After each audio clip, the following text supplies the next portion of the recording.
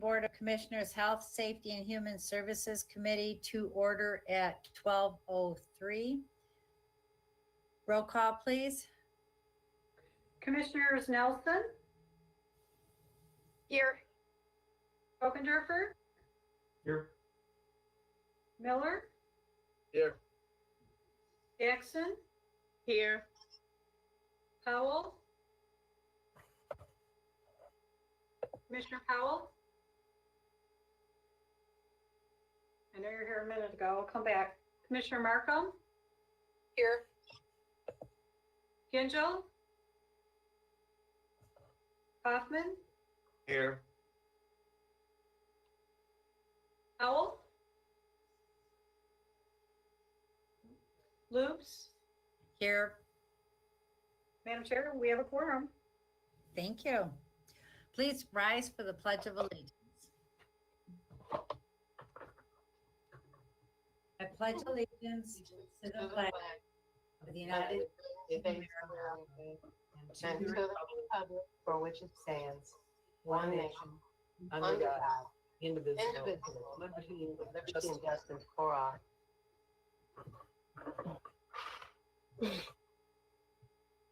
Thank you, Commissioner Hoffman, for the flag. Our next item is approval of the minutes from July 28th and August 6th, 2020. I have a motion from Commissioner Jackson, supported by Commissioner Nelson. All in favor say aye. Aye. Aye. Opposed? All right, that motion is carried. Now we need a motion for approval of the agenda. I have a motion by Commissioner Nelson, support by Commissioner Jackson. All in favor say aye. Aye. Opposed? All right, we have approved the agenda. We're on to public comment. Is there any public wishing to speak? Currently your lines are open. There are no public comment callers or online submissions. Yeah, thank you. All right, public comment is closed. Our next item is communications. There are 4 items to receive and file. The Sheriff's Office DNA Capacity Enhancement and Backlog Program, Health Division Comprehensive Agreement Application, a Retirement and Deferred Compensation Board minutes from July 16th, and the VIBA Board minutes from July 16th. Do I have a motion to receive and file? Moved by Commissioner Markham, supported by Commissioner Hoffman. All in favor say aye. Aye. Aye. Opposed? Thank you. We move on to our regular agenda item. First up is a presentation and update on the 2020 Jail and Pretrial Task Force legislation from Quentin Wells, from Pew Charitable Trust, and Barb Hankey. I don't need a motion for the presentation, do I? If you want to receive and file it afterwards, that's fine. Perfect. All right. Welcome. Mr. Weld, would you like to begin? Sure. Thank you so much, Penny. And thanks so much for having us and allowing us to present today. My name is Quentin Weld. I'm a policy staffer for the Michigan Joint Task Force on Jail and Pretrial Incarceration. I want to start by just saying thank you so much to the Oakland County Board of Commissioners and to this subcommittee in particular. We're very glad to be here today to present on the current jails legislation that's been introduced in both the House and the Senate and will be heard later this year. Before I get into the content of those bills, I wanted to say that from the start of this whole Jails Task Force process, Oakland County has been a very important partner, really since the start.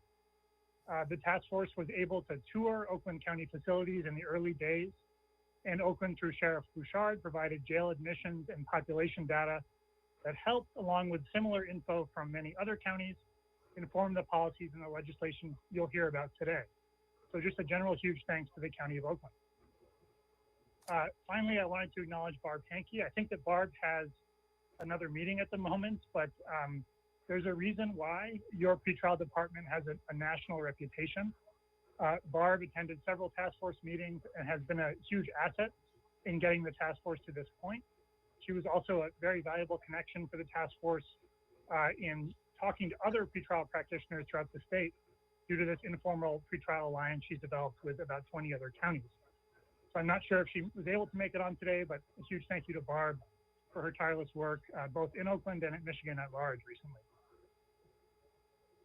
So with that, I'd move on in a bit. I'm going to present the content of the legislative package that arose from the task force. But I want to say up front that we want today to really be an opportunity for everyone on this call to ask any questions you have, either about the work in general or about the specific bills that were introduced earlier in the year. So please keep questions coming and feel free to interrupt me as I go or ask at the end of the presentation. So next slide, please. So a bit of background about the task force. It began under Governor Snyder in 2018 and was formalized under Governor Whitmer. From the beginning, unlike some past criminal justice initiatives, this was a partnership between the counties and the state. So signatories to the original letter that invited the Pew Charitable Trust in to staff the task force included the Governor and Chief Justice, also the Majority Leader and Speaker, and at the county level, the Executive Director of MAC and the Sheriff's Association as well. Next slide, please. In terms of the reason why the task force was convened, this is really the heart of it. There was an official executive order that brought it into existence, but this was really its task from the beginning. It was to develop ambitious, innovative, and thorough recommendations for changes in state law, policy, and appropriations with the purpose of expanding alternatives to jail, safely reducing jail admissions and length of stay, and improving the efficiency and effectiveness of Michigan's justice systems. So next slide. So the task force was formed of 21 prominent stakeholders and experts in Michigan criminal justice.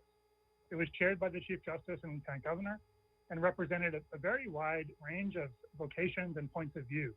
Republican and Democratic legislators, current and past law enforcement officers, victim advocates, several current and former county commissioners, and many more. And in addition to the 21 appointed members, the task force heard from dozens of other experts in the field of all of these policies throughout its tenure. So next slide, please. So what did the task force initially find? The first year of work was dedicated to a thorough system assessment and the data collection that I described earlier that Oakland participated in. And what was the data and research that was found that motivated the policies and legislation you'll hear about in a moment? Next slide. So probably the central finding that motivated the task force and even its creation was that Michigan jail populations have grown very significantly and consistently in recent years and decades, despite the fact that crime rates have fallen over the same period. You can see that this growth has been driven both by sentenced offenders, and that's represented by the lighter gray part of that graph, and also pretrial offenders, so people who have not yet been convicted. That has grown at a pretty much equal rate, and that is the darker gray bar at the top there.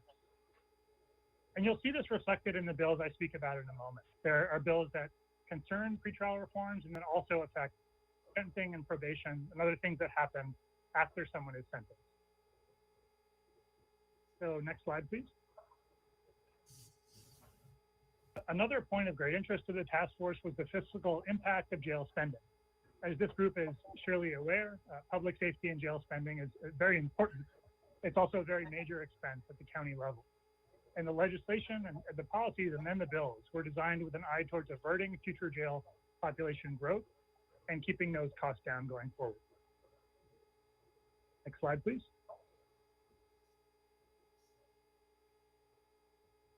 So this is a sample. I'm not going to go into every data findings the task force made. These are just a couple of key examples. This is the top 10 jail offenses at jail admission. And some of these make perfect sense and what we might expect to see. Admissions for assault and drunk driving, for example.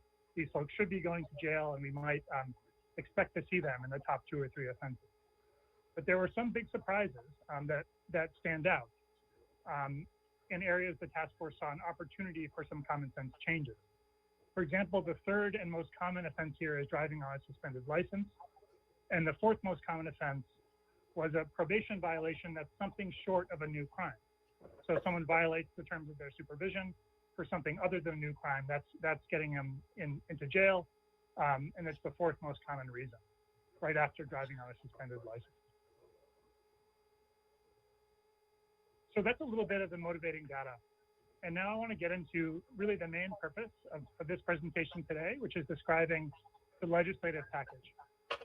So after a nearly year-long process that I described earlier of system assessment, data collection, and policy development with the task force, in January of 2020, it issued a report with policy recommendations. And in the following months after January, that was drafted into legislation. And most of those bills, as I mentioned, have now been introduced in the House and Senate. The next two slides describe those bills. And I'll start by summarizing the bills that were introduced in the House.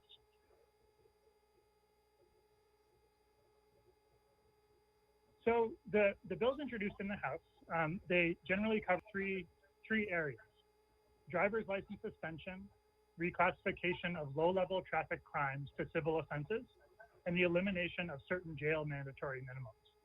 So I'm going to go through and give a little bit more detail about each of these. And please note any questions you might have to ask me when I'm through. So the first area is license suspension. And this is almost certainly the most significant area of policy in the House bills. You'll see that it's the most actual pieces of legislation involved. The task force learned that hundreds of thousands of licenses are suspended in Michigan every year for reasons unrelated to dangerous driving. So the most common reason being failure to pay court fees or failure to make a court appearance regarding the payment of those court fees. And these suspensions lead directly to that data point I showed earlier of the large number of folks entering jail for suspension-related crimes. As a result, the task force made it a priority to limit license suspension to conduct that impacts public safety. So it's very important to note, and the task force, all 21 members were unified on this, to preserve suspensions for dangerous conduct. For example, OUI, drunk driving that is, reckless driving, the accumulation of license points, the sort of conduct that really signals that a person should not be trusted to drive, at least at the moment, and their conduct warrants suspension. So all of those suspensions remain under the bills. But conduct unrelated to driving, so that is failure to pay court costs, etc., the bills would remove. And the task force heard plenty of research that showed that other sanctions that folks face for that conduct, for example, eventually having a warrant for their arrest if they go long enough without appearing for court or without paying, those are sufficient to hold folks accountable. And license suspensions on top of those sanctions actually compounds the problem and makes it worse. It makes them less likely to return. So that's the first and most significant area of the House bills. The second is a reclassification of some minor traffic offenses. And there was a package that actually passed the House earlier this year that reclassified the two major traffic offenses that are the biggest drivers of jail admission. And those included driving on a suspended license, as I mentioned, and driving without your license on you, which is another big driver of jail admission. So the ones that the task force bills, these bills we're covering, are slightly less impactful than those two, but there are some license offenses that are currently crimes that are civil offenses in other states. The task force thought it prudent to make civil offenses in Michigan as well. It's important to note for those offenses that are marked for reclassification, they don't include anything related to fraud or deceptive conduct or dangerous driving, as I mentioned. It's mostly licensure offenses, weight thresholds, and things like that. So the last area of the House bills is eliminating mandatory minimum jail terms to the extent that those still exist in Michigan. And the decrim package that passed the House earlier this year, again, unrelated to the task force, they already addressed a few of these. And these do some additional parts of the code that have a mandatory jail sentence. It's a little surprising. There are mandatory jail sentences kind of throughout Michigan's laws.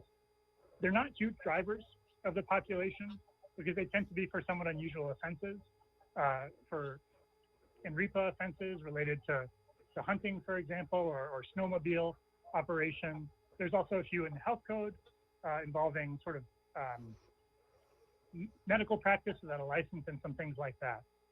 So the bills there, each of them taken by a different member, are each sort of touching a different part of Michigan's code and removing the mandatory minimums, retaining discretion for a judge to sentence that person for as much time as the statute allows, but just taking away that mandatory minimum. So those were, that's a description of the House bills. I don't know if there's any questions from folks on those now, or if I should move on to the Senate bills. Looks like we're ready to move on. Thank you. Great. So yeah, move on to the next slide, please.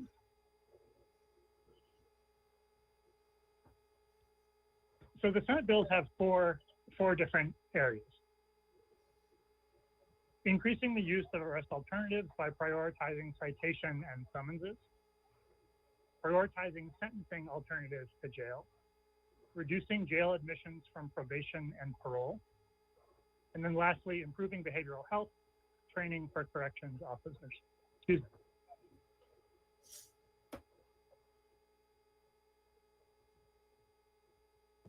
So the first area here are sort of front-end changes. And I mentioned at the top that both the pretrial and sentence population has grown. These increase of citation and summonses is really a front-end solution. For example, increasing a police officer's discretion to issue an apparent citation instead of arresting in cases where they deem that safe, and encouraging judges and magistrates to issue summonses to appear instead of arrest warrants in appropriate cases. In terms of the sentencing policies, prioritizing sentencing alternatives to jail, these encourage judges to impose non-jail sentences, again, where appropriate, while maintaining their discretion to sentence to jail when they see fit. In terms of parole policies, you heard about that fairly high number of admissions to jail for reasons of community supervision violation. So these bills seek to reduce that number of admissions while still holding supervisees accountable for violations of their parole or probation. And finally, in the Senate, there is a bill which, fairly self-explanatory, improves behavioral health training for corrections officers. And it's worth noting that these two packages that have been introduced this year, the House and the Senate, don't include bail reform, another big focus of the task force.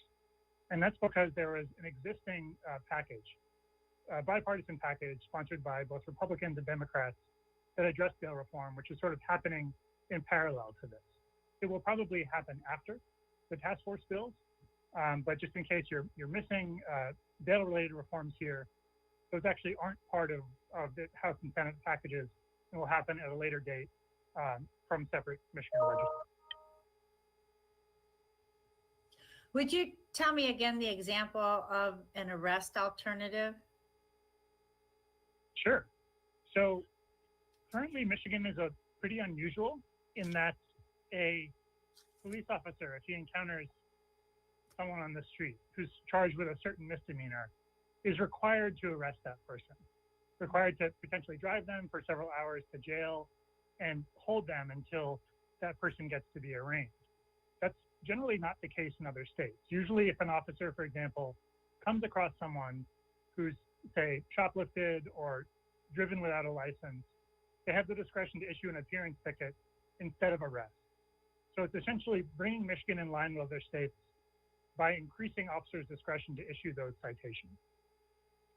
Another big part of the front end policies that you just referenced is the fact that when a case is initiated these days in Michigan, so when a magistrate issues an order that someone has committed a crime, it's always an arrest warrant now. It's something like 99% of the time.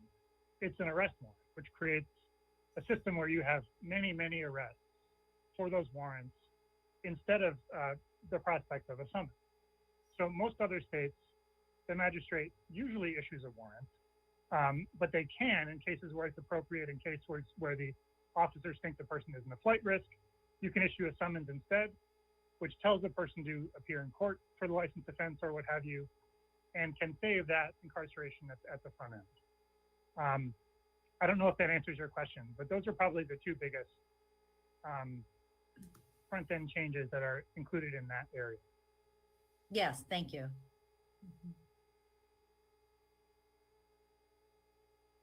So move on to the next slide, please. So since these bills have been drafted, the task force has been in close contact with many stakeholders, organizations, and agencies to vet this legislation. Here is only a partial list of those. In most cases, we've had multiple conversations with these folks and have generated some pretty significant support. There's a sign-on, a sort of a conservative sign-on letter from a lot of different groups supporting this legislation, a similar one from sort of left of center interests. And the bills have received some very significant support in advance of their introduction later this year. So finally, just the last slide here. If you want to learn more about the task force, and there's considerably more information than I presented today in terms of the data and research and policy development that took place, the website is actually quite good. It can give you a rundown of all the members, all the meetings, the sequences of what's happened, all the news coverage of it, etc. So that's a good link to visit if you're interested in this. That's my contact information. I'd encourage you to reach out anytime after this meeting and just call me or email me if you have any questions about any of the policies. And now I'd just like to open it up and really invite anyone if they have questions about what I've said so far.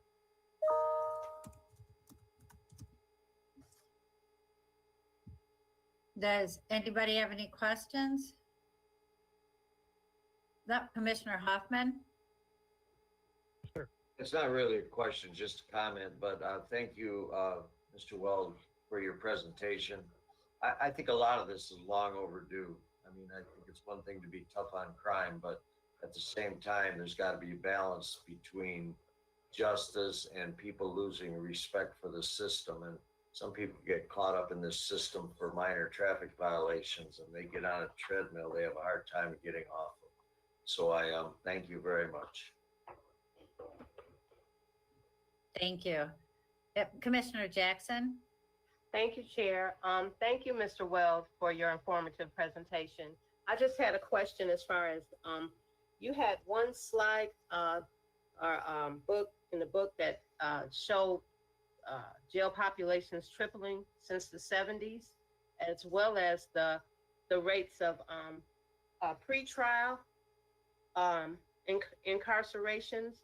And I know that a lot of organizations are looking at the bail process, looking at how bail is adding to those numbers. And as far as your work, which House or Senate bills relate directly to the bail system? Thank you, Commissioners Hoffman and Commissioner Jackson. That's a great question. So I guess the one thing I would initially say in terms of pretrial reforms that these bills include, actually the question that Penny Lugs asked a few moments ago about the citation and warrants policies.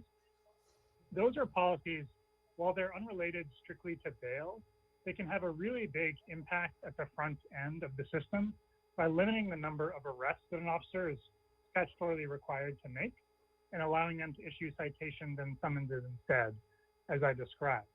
But to answer your question, and it's a great one, what about the bail system itself? Because there's been lots of discussion, bipartisan discussion around the country about how the money bail system might not be precisely the best mechanism to keep communities safe and to spend corrections dollars where they should be spent. But these two packages that I just described, the ones in the House and Senate that will be introduced later in the fall, they actually don't include bail reform. The bail reform package is separate from these. These include, as I mentioned, license suspension, the citations and summons that Penny asked about, sentencing, probation and parole, but the bail is separate. And I can follow up because those bills have actually been filed. They were spearheaded, I believe, by Chairman Lucido and David LeGrand from Kent and a bunch of other legislators throughout the state. And I think it's just been a matter of getting them heard. It's a big issue which will require a lot of discussion, but they're also in the works. They just don't happen to be part of this particular package here because they're happening separately. I'm sorry if that's sort of a confusing answer. I'm happy to elaborate more if I didn't cover it. So would it be best to contact you at the number provided, maybe to find out who is spearheading those efforts and which way they're coming forth? Absolutely. And to be clear, it was a big focus of the task force. During the meetings last year, the 21 members heard a lot of testimony about bail, about best practices, jurisdictions like Washington, D.C. and New Mexico who have safely made changes to the system. But it was, since there was already this existing package, it wasn't part of the first two waves of the task force's legislation. But please do call us. I'm happy to connect you with those legislators who have those bills going. Again, I think David LeGrand from Kent County is probably the main person, but several other Republicans and Democrats I know have signed on to his package. Okay. And it's very likely also, that, sorry, go ahead. Oh, no, I was just going to ask if we could ensure that we get maybe a copy of your presentation sent to us electronically or directly.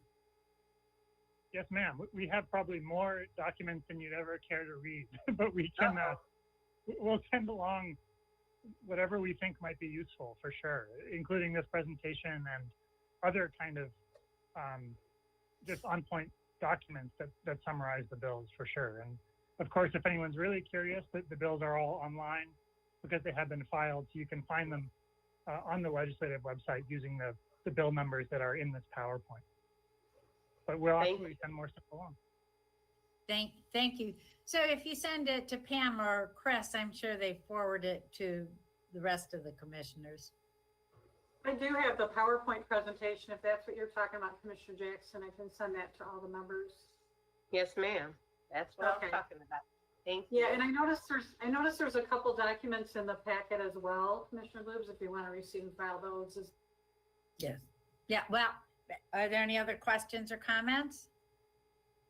The report was comprehensive. Thank you very much, which is why there are no more questions or comments. So I do need a motion to receive and file the report.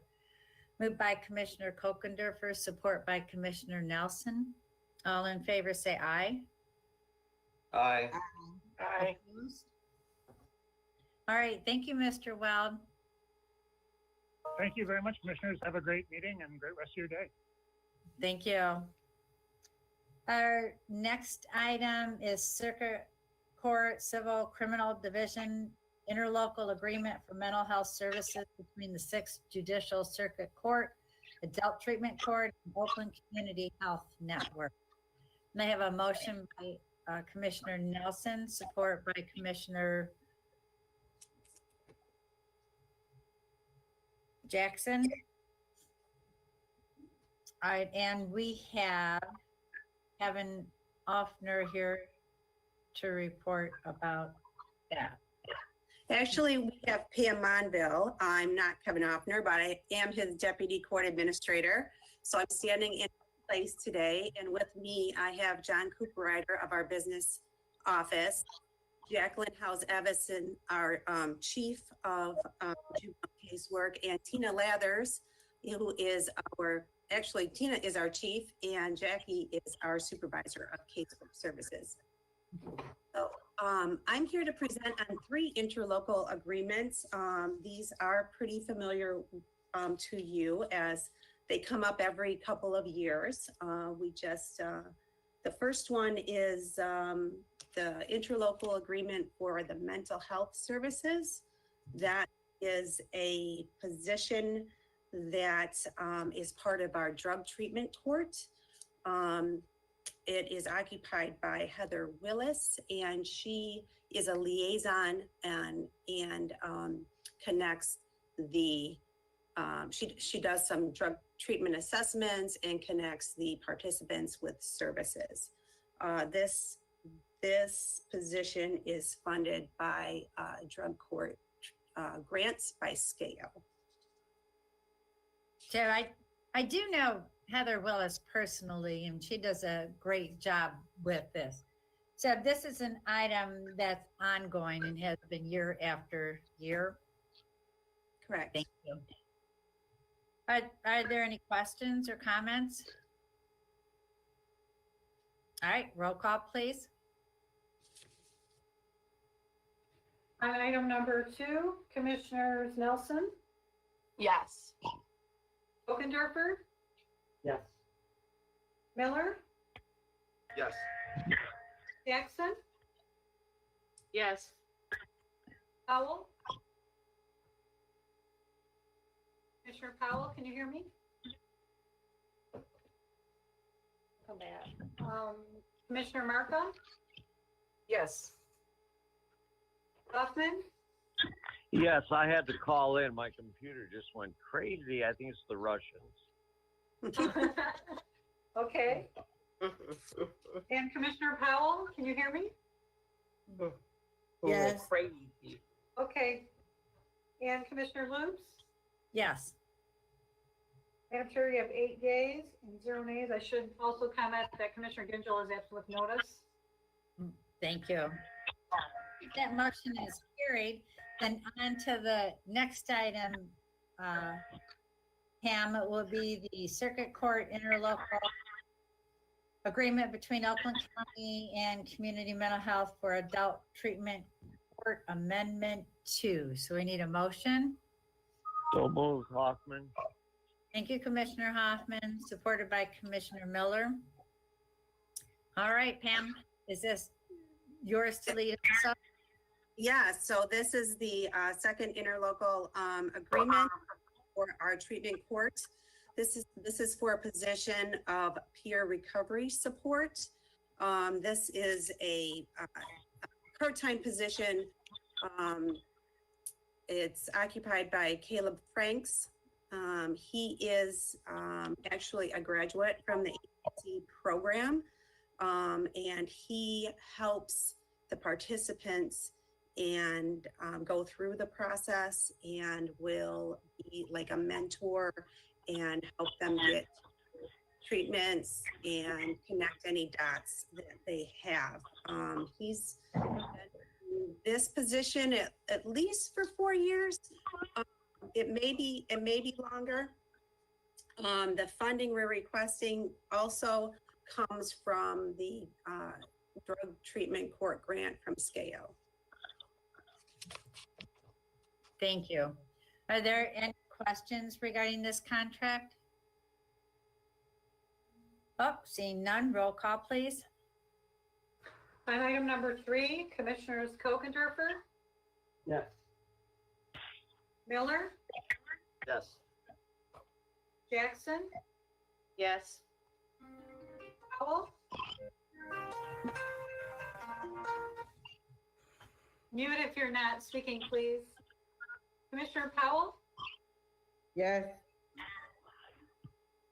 Markham, Yes. Hoffman, Yes. Nelson, Yes. Loops. Yes. Madam Chair, you have 8 yeas, 0 nays. Motion carried. All right, thank you, everyone. Our next item is the Circuit Court Family Division Agreement around services within Oakland schools. I need a motion. Moved by Commissioner Gamarcum, support by Commissioner Nelson. Pam, are you on again? Yes. So this is our longest standing interlocal agreement for wraparound services. This goal of wraparound, as you may know, is to reduce or eliminate the need for out-of-home placement. The cost, our cost for this is $20,131 per fiscal year. That money comes from the child care fund. Well, half of it, 50% of it comes from that child care fund.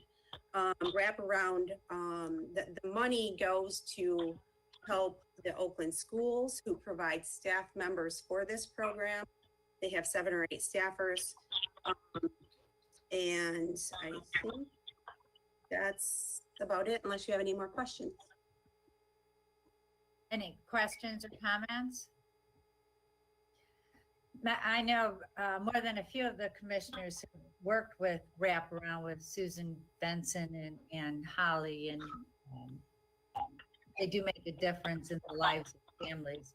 Before COVID, now it's telehealth. All right, roll call, please. And item number 4, Commissioners Miller, Yes. Jackson, Yes. Howell, Yes.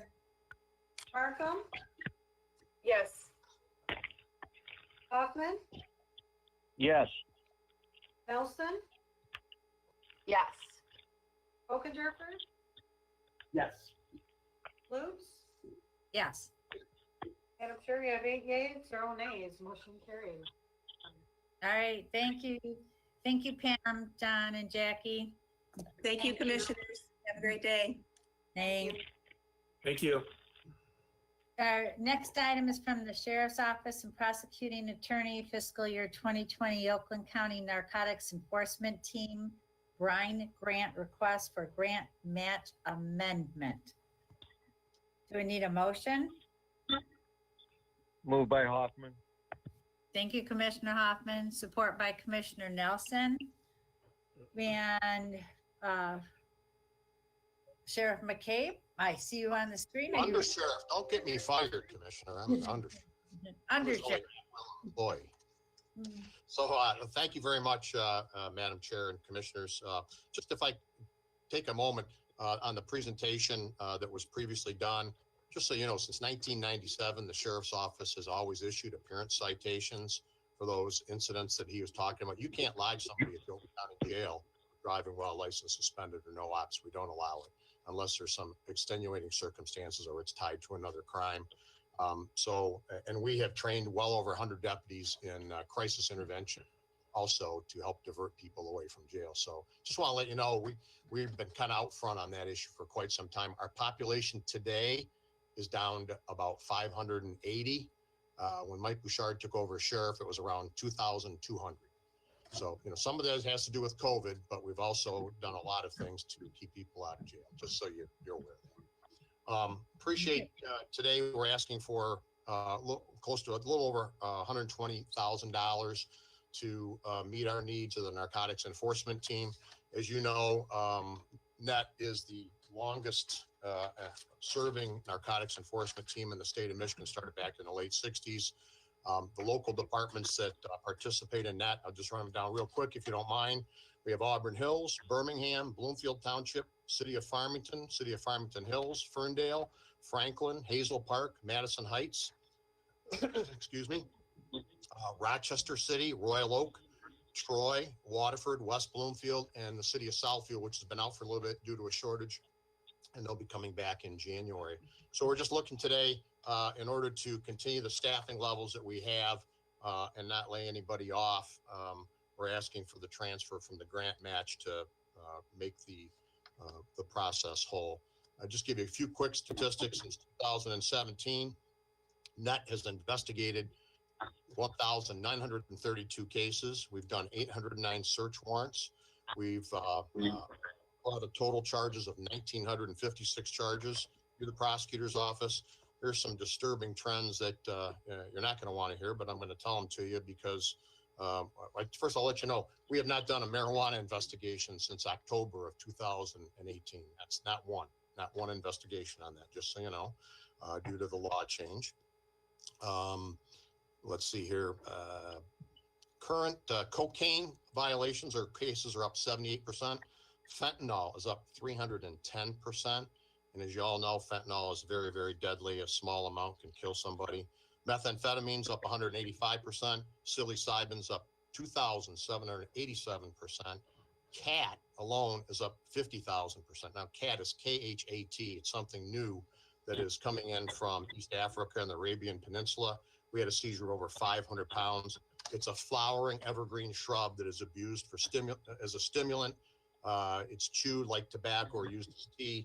The active ingredients are caffeine, a Schedule 4, and cathinone, which is a Schedule 1. So we're doing the best we can. Trends change all the time. Heroin's made a huge comeback and cocaine's made a huge comeback. And so, again, we're just asking for the transfer of this money so we can continue to do what we're doing out there in Oakland County. Thank you. Are there any comments or questions on this request? Commissioner Miller?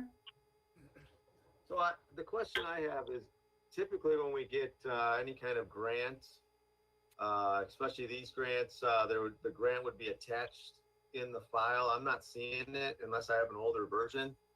Was that sent over in the packet? Gaia, I'm not sure what you have in front of you, sir. All I have is the resolution. Okay. So the grant was accepted earlier this year. So we're actually coming back for an additional grant match request. So the original grant was, let's see, miscellaneous resolution. Let me see. It was approved. It's resolution number 19374.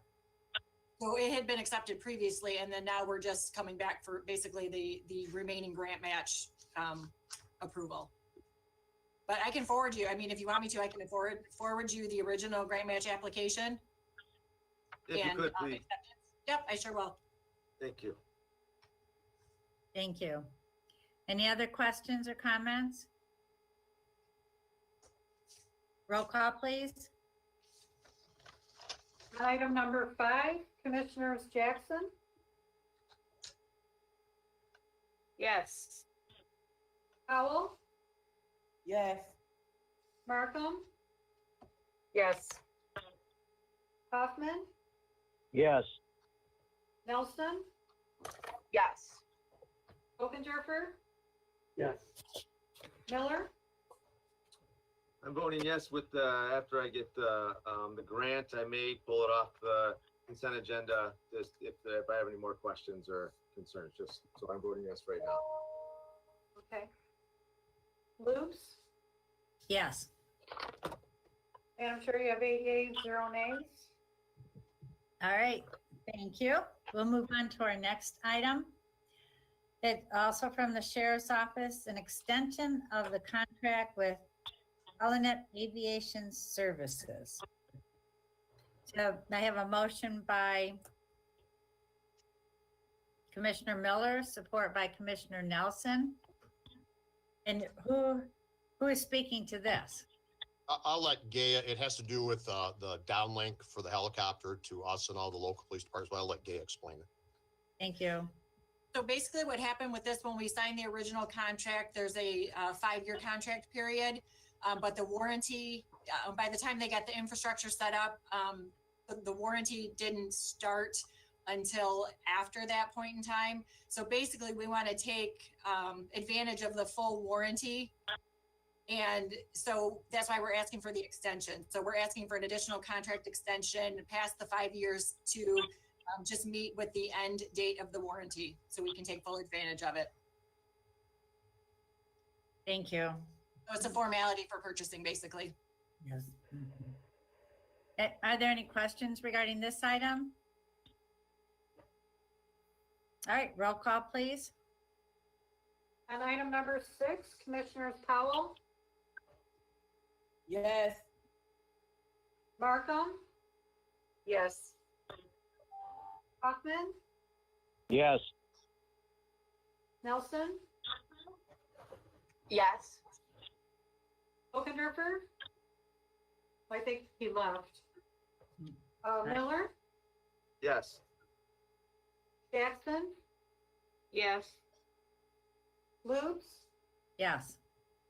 and I'm sure you have 7 yeas, 0 nays. Motion carried. Thank you. I believe this is our Sheriff's Office last item, Special Weapons and Tactics Team SWAT Interlocal Agreement. So need a motion. Motion by Commissioner Jackson, support by Commissioner Markham. Thank you, Commissioner. This is to include some more departments. As you know, previously the board had approved interlocal agreements with Madison Heights, Hazel Park, Royal Oak, Ferndale, Berkeley, and Huntington Woods, who are now members of our SWAT team. The South Oakland Consortium disbanded a couple years ago. The chiefs approached us and asked to join the sheriff's SWAT team. We have 3 more departments that would like to participate, which includes Beverly Hills Public Safety Department, Farmington Hills Police, and the Oak Park Public Safety Department. So we're asking you to approve the interlocal agreement with those 3 agencies, and we're happy to bring them on board if you so agree. Thank you. Would you read me the list who presently participates again? Sure, we have currently, of course, the Sheriff's Office, Madison Heights PD, Hazel Park PD, Royal Oak PD, Ferndale PD, Berkeley PD, Berkeley Public Safety, I'm sorry, Huntington Woods Public Safety, and then we'll be adding the 3 Beverly Hills, Farmington Hills, and Oak Park. And if you don't hear your community on there, it's not that they have their own SWAT teams, it's that they already rely upon us for call. Thank you. Are there any other comments or questions regarding this item? Roll call, please. On item number 7, Commissioners Markham, Yes. Hoffman, Yes. Nelson, Yes. Ockendorfer is absent. Miller, Yes. Jackson, Yes. Howell, Yes. Lutz. Yes. Madam Chair, you have 7 yeas, 0 nays. Madam Chair and Commissioners, thank you very much, and we'll see you soon. Thank you. All right, our next item is from Health and Human Services, Health Division, Methods of Oakland County Beaches Grant Contract with the Department of Environmental Quality, DEQ project number 2018-7216, amendment number 3 over 15%. Who do I have a motion by?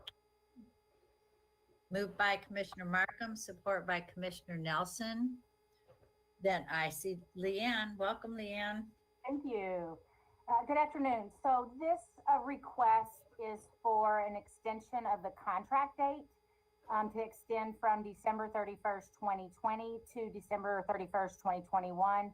In addition, it increases the amount of funding $60,000 so that our award is now $157,689,000, and it does not require additional grant match.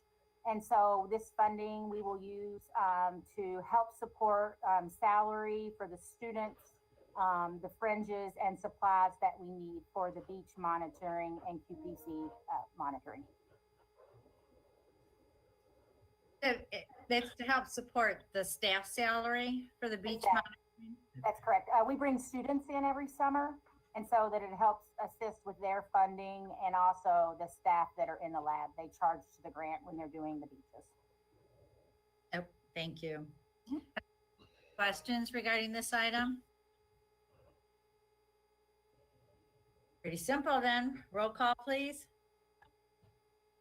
On item number 8, Commissioners, let's see, Hoffman, Yes.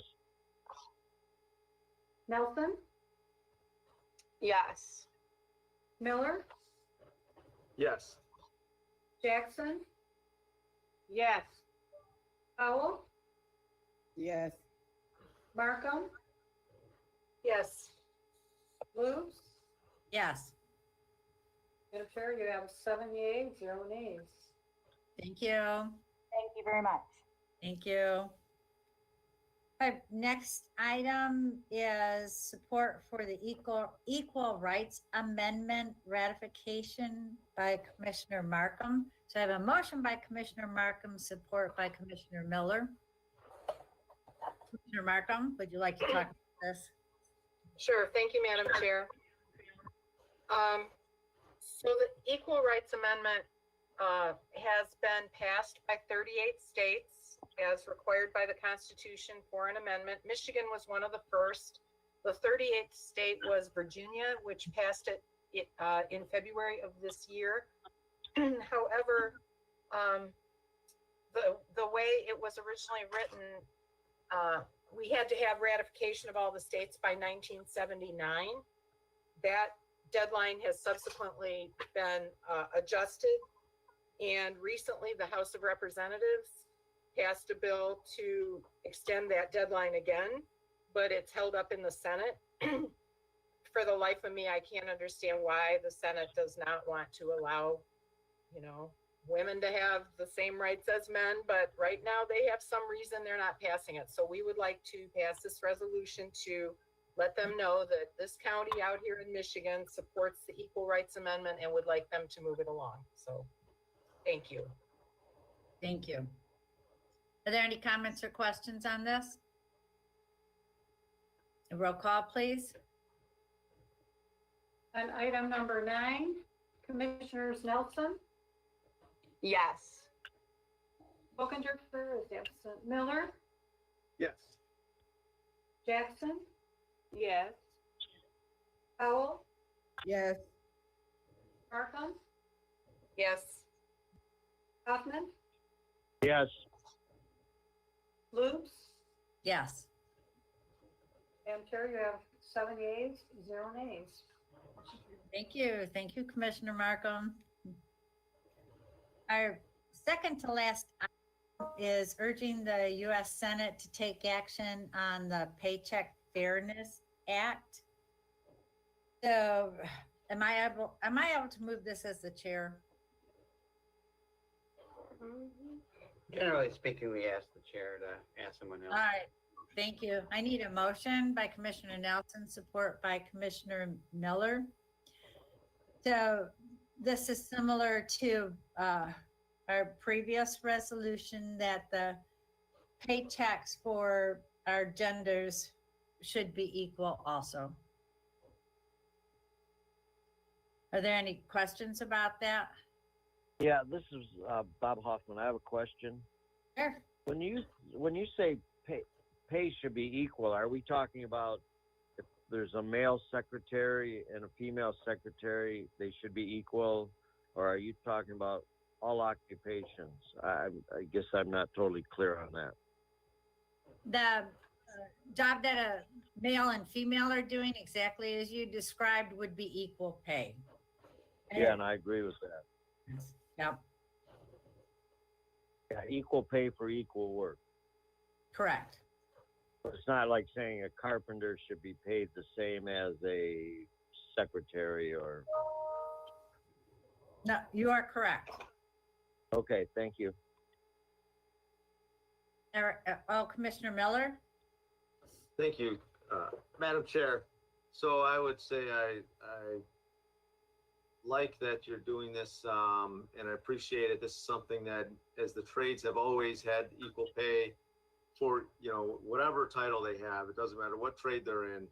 Everybody, doesn't matter race, religion, creed, color, whatever. It's always equal pay. So I like that we're doing this. And to correct the commissioner, they're no longer called secretaries or administration assistants. Thank you. Okay. Thank you. Any other comments? Roll call, please. On item number 10, Commissioners Miller, Yes. Jackson, Yes. Powell, Yes. Markham, Yes. Hoffman, Yes. Nelson, Yes. Loops, Yes, Madam Chair, you have 7 yeas, 0 nays. thank you. Our last regularly scheduled item is support for protecting renters from Eviction and Fees Act. I have a motion by Commissioner Nelson, support from Commissioner Miller. And Commissioner Jackson, would you like to speak to this? Yes, thank you, Chair. I just want to say that, as it speaks in the title of the resolution, it's just support for Senate Bill 4097 for protection of renters from eviction and fees to extend the eviction moratorium for renters that expired in July, covering all renters, prohibiting fees, fines, and charges, banning evictions to help prevent the spread of COVID-19. So we just want to urge the U.S. Senate to pass this act due to the pandemic to help constrain the hardships many Americans are continuing to experience. Thank you. Thank you. Any comments or questions about this item? I have a question, Bob Hoffman. Sure. How long is this extension? What's the suggestion? Extend it to how long? Mid 2021. Okay, I guess my other question is, what happens to landlords who have mortgage payments and they're not getting their rent? How's that supposed to work? I mean, they could get foreclosed on for not making their mortgage payment. The tenant would ultimately get evicted because the new owner might want to live in that property, or I guess I'm not totally following how we can keep doing this. Well, What's the solution? this bill also will extend financial assistance to the same people that are facing eviction.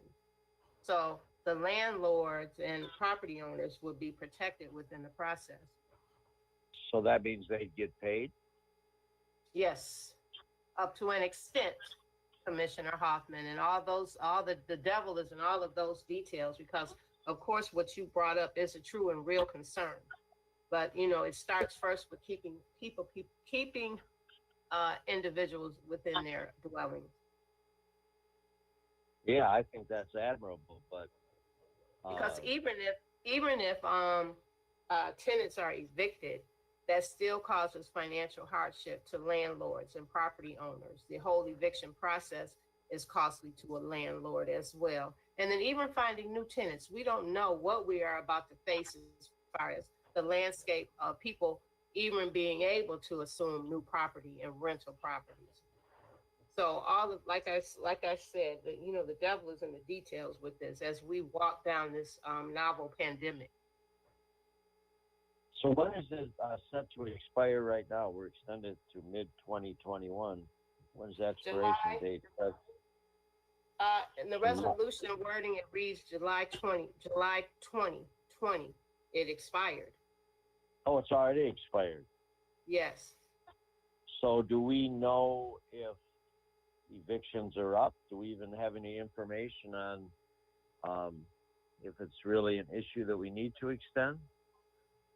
Well, it's a preventative measure. It's assumed that evictions will be up as far as unemployment is up. People's ability to pay is threatened right now, just with unemployment, as we look at the figures with people not working right now.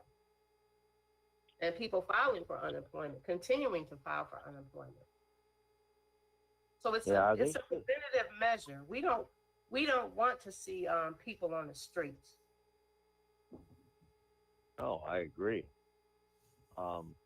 Is the unemployment, the $600 expired already too, and didn't the feds in the state just come up with an additional $300? Our state had received funding, I think, from the federal government. I'm not sure if somebody else can jump in. Please feel welcome and free. But I believe that the state did offer money to extend extra payments toward unemployment. And I don't believe $600, but is it $300, guys? I think it's 400. It's 400. Oh, maybe it's 4.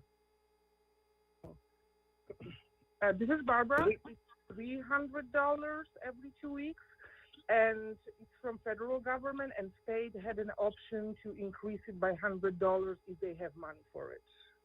So $400 in total. I don't think so. Michigan offers the additional $100. Also, can I chime in? Commissioner Lewis, you get a chance. Sure. Commissioner. I just wanted to also state that individuals who are also seeking out the assistance now with the COVID dollars that we even offered in our program, that we received from the federal, that federal application process is taking some time. And that turnaround time frame of getting those payments out is longer than what is, but I think somehow if they could shorten that application process, it would help. But right now, that's one of the major concerns, even with us at the county, that, you know what I mean, that we're about to have a discussion about it. But I just wanted to put that out there too, that's why we do need to, try to encourage to take action or put something behind it to support that with the evictions, because it's a lot of things that people are seeking out to help, but the money is not turning around, quick enough. So this will help kind of protect them in a situation when they're waiting on, the federal to approve it. They're an application process.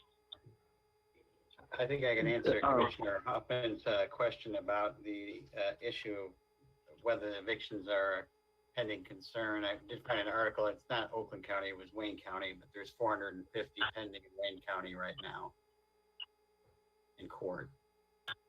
I don't have a number for Oakland though. Thank you. Thank you, All right, Chris. it's four. Oh, thanks, Chris. Is 450 pending evictions now higher than pre-COVID? It sounds like a lot. However, there's some 800,000 people or a million, whatever, in Wayne County. Does anybody know if the delinquency rate is up for renters? I do not know. Do not know, but that would be a backed up number, of course, Commissioner. Oh, I'm sorry, what do you mean? Well, that would be the number accumulated during the time of the eviction moratorium. Right, so if they're pent up because of the shutdown and the not allowing evictions, then possibly that number is not any higher than it would have been pre-COVID. Yeah, you're right, there's a pent-up demand for evictions. I'm just curious to know what the delinquency rate might be for rentals. Would someone be able to ask the community housing development team if they have any answers to those questions? And then you could email our committee with those, and that you'd have that information, Commissioner Hoffman, before the board meeting. All right, thank you very much. Anything else? Roll call, please. On item number 11, Commissioners Jackson, Yes. Howell, Yes. Markham, Yes. Hoffman, Yes. Nelson, Yes. Miller, Yes. Lutz. Yes. Madam Chair, you have 7 yeas, 0 nays. Motion carried. Thank you. Is there any other business to come before this board? Commissioner Markham? Madam Chair, I'm not sure exactly what to do with this, but my husband got a traffic ticket about a week and a half ago and went over to the district court. And he was wearing a mask, as was the sheriff, letting them all through and everything. But when he got up to the window, all of the people beyond the window in the offices were not wearing their masks. And I thought the rule was that if you're inside, an open room, open building, that's the rule. So I don't know where to go with that. Should I just call the court, or should I call the health department? What do you guys think? I would start with the health department, I think. Then they can verify that information, and being behind a glass doesn't make a difference for that. Mr. Ward, would you say anything different? Yeah, we'll follow up. Commissioner Markham, I'll call you afterwards and follow up on that. And I read that article a little closer. This is a mistake of trying to read things quickly. That was just one district court in Wayne County with 450 cases. Follow up, Commissioner Hoffman, try to get you more detail on how many cases are pending. All right, or pending thank you. Beforehand. So follow up with both Commissioners Markham and Hoffman on Thanks. Thank My you. husband was not happy about the ticket, and then he came home all mad because he said, they're not setting a very good example, so I told him I'd ask. Perhaps they thought he was Joe Biden, Commissioner Markham. Could be. Could be. Thank you. Any other business? All right, then I declare this meeting adjourned. Thank you, everybody. Thank Have a you. good day. Be safe.